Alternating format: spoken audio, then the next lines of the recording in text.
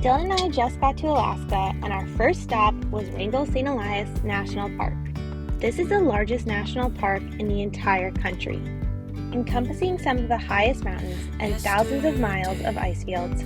Most of the 13 million acres of this park are inaccessible. We set out to try and see what we could in our 52nd national park. We can't wait to take you guys along with us to explore glaciers and rough roads as we get into Wrangell-St Elias.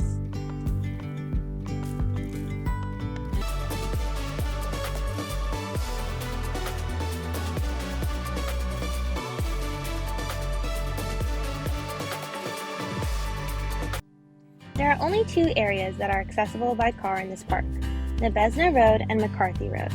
We arrived in Alaska and drove directly to the edge of the McCarthy section of Wrangell-St Elias.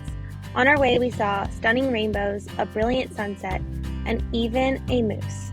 We found a free campsite and got excited for our next day of exploring the park.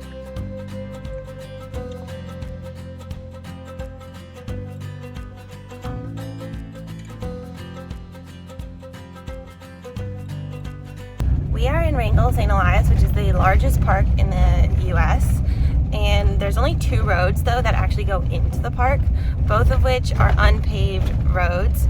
We are going to McCarthy. It is a rough road. It is 60 miles, and you have to get special permission if you rent a car to go on this road. We obviously have our own car, so we gave ourselves permission, but we're gonna see how it goes. There's no gas or tire repair at the end of this road, so we're about to start driving it and then remembered we didn't have gas. So we went back to town, got gas, and now we are on our way to McCarthy. Overall, we thought the McCarthy Road wasn't as bad as people said it was. Although it did take 2 hours to get down 60 miles, it was similar to many other roads we've been on in the past 2 years. However, along the way, there were incredible views and a spectacular one-lane bridge that you had to cross.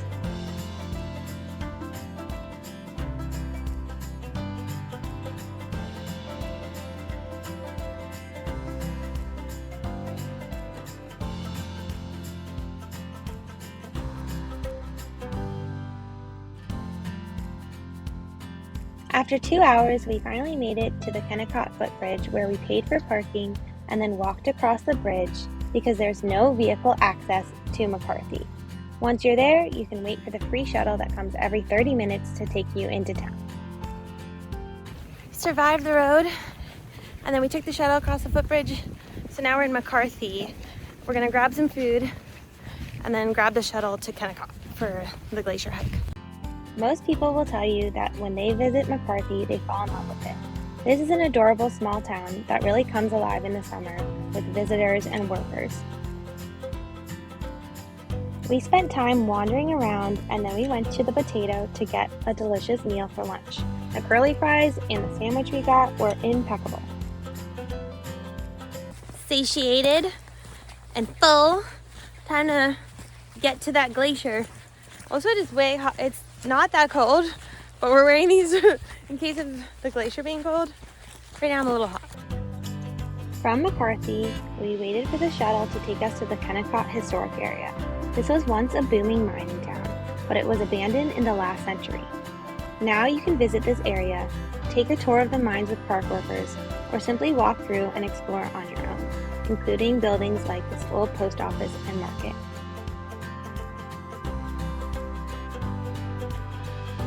If you plan on taking the trail to Root Glacier like we did, then you'll have to walk through this town, which adds about a little under a mile to your journey. But it's a super interesting place to explore. Once we got to the edge of town, we made it to the Root Glacier Trail, which is about a 6-mile walk to the glacier.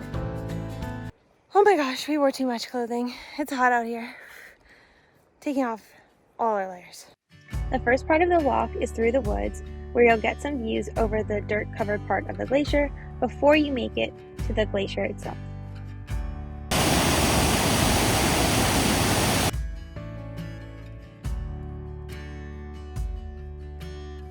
Once we got down to the glacier, we put on our microspikes to make sure we had good traction as we walked along.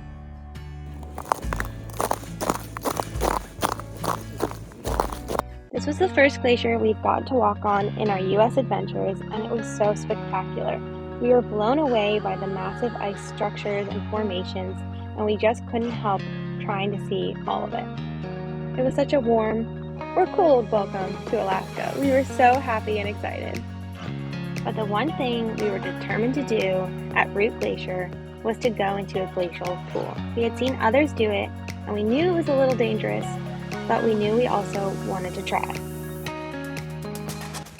We're about to go into the glacier pool, getting nervous, but luckily the sun just came out, so Dylan's about to suit up, or unsuit up, get into his bathing suit, and get in there. Can I get out right there, do you think? Yeah, I do think.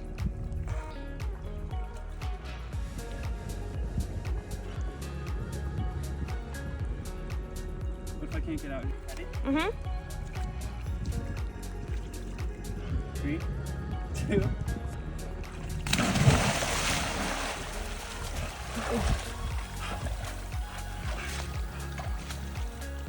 How was it?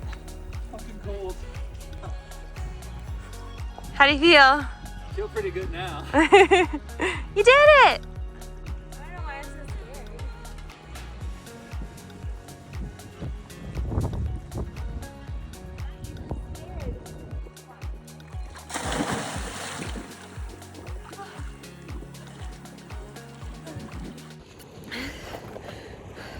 Can't believe we jumped in. Fingers are frozen, bodies are frozen. We did it. And look, crazy. We're on a glacier. It's beautiful out here. And we made it to Alaska. It took us probably 30 minutes to finally jump into the glacier pool, and then we immediately got out. Our hands and feet were tingling and it was so cold, but it was an experience that I was so happy to have, but I probably don't need to do it again. And from there, we walked back the way we came to go to McCarthy. Of course, no summer hike or adventure is complete without an ice cream, and these ones at this shop were delicious, so I highly recommend.